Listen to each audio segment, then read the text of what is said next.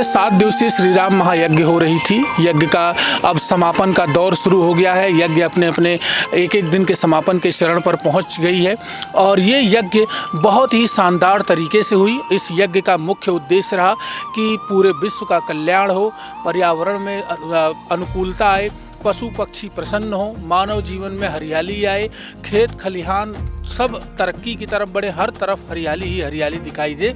और ये यज्ञ मूलतः 2 मुख्य महाराजों के अंतर्गत हो रही थी, जिसमें प्रमुख रूप से यज्ञ को संपन्न कराने के लिए राज महाराज की भूमिका रही।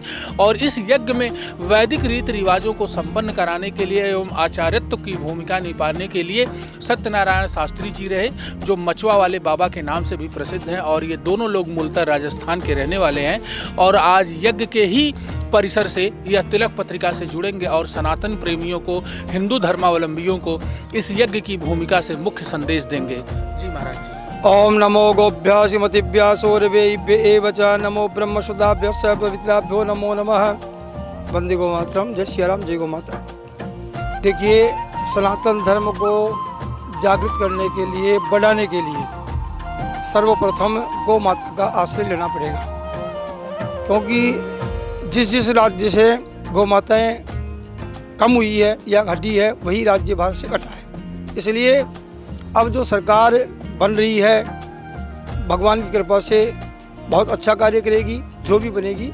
लेकिन मैं उनसे सबसे निवेदन करना चाहूँगा कि सर्वप्रथम गौ रक्षा के लिए पहला कदम उठाएं, क्योंकि भारतीय संस्कृति की, संस्कारों की जो दात्री है वह गौ माता है। और राज भैया भी अब तक लगभग 33 यज्ञ करवा चुके हैं।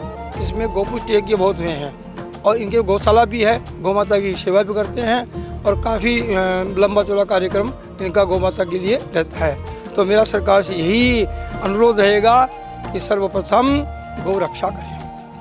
स्वामी जी, अयोध्या की भूमि पर ये जो आपके द्वारा यज्ञ करवाई जा रही थी, इस यज्ञ की भूमिका को ध्यान में रखते हुए यज्ञ के माध्यम से आप भारतवासियों को क्या कहेंगे?